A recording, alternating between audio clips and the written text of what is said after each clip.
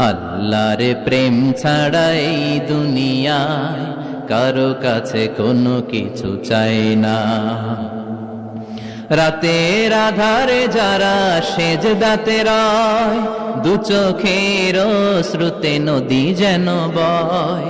রাতের আধারে যারা সেজদাতে রয়, দু চোখের শ্রুতে নদী যেন বয়।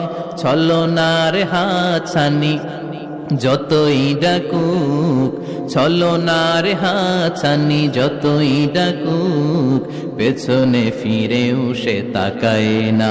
যাদের হৃদয়ে আছে আল্লাহর ভয়, তারা কবু পথ ভুলে যায় না।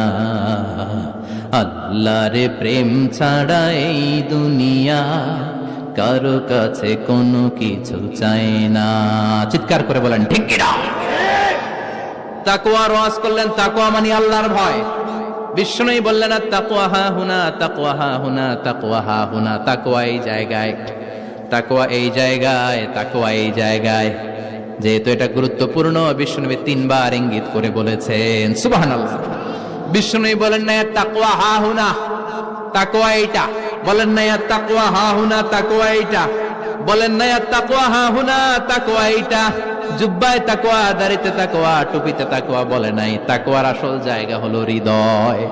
এজন্য যাদের হৃদয়ে আল্লাহর ভয় আছে, তারা কোনোদিন পথ হারাতে পারে। তাদেরকে সিরাতুল মুস্তাকিমের উপর দায়েম রাখে কে? কি সুন্দর অভ্যাস ছিল বিশ্বনবীর, মানার দরকার আছে না নাই?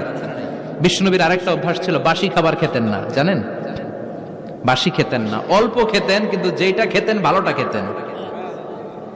অল্প খেতেন, কিন্তু যেটা খেতেন ভালো খেতেন। মধু খেতে পছন্দ করতেন, কিন্তু মধুর মধ্যে দুর্গন্ধওয়ালা একটা মধু আছে না, মাগাফির। বুখারীতে লম্বা ঘটনা, ওইদিকে যাব না। এই মাগাফিরের মধু উনি খেতে চাইতেন না। ভালো সুগন্ধিওয়ালা মধু তিনি বিশ্বনবী খেতে পছন্দ করতেন। বিশ্বনবীর খাবারের তালিকায় সবচেয়ে পছন্দনীয় তালিকায় ছিল এই মধু। মধু খেতেন, দুধ খেতেন, খেজুর খেতেন, জব খেতেন, বার্লি খেতেন, ছাগলের বাজুর মাংস খেতে পছন্দ করতেন, সিনার মাংস। সুবহানাল্লাহ কইবেন না? What a choice! কি চয়েস ছিল বিশ্বনবীর! বাজুর মাংস খেতেন। বিশ্বনবী লাউ খেতে পছন্দ করতেন, লাউ। রুম্মান ফল খেতে পছন্দ করতেন, রুম্মান মানে ডালিম। রুম্মান মানে কি? ডালিম খেতে পছন্দ করতেন। মাশরুম খেতে পছন্দ করতেন। সুবহানাল্লাহ পড়েন।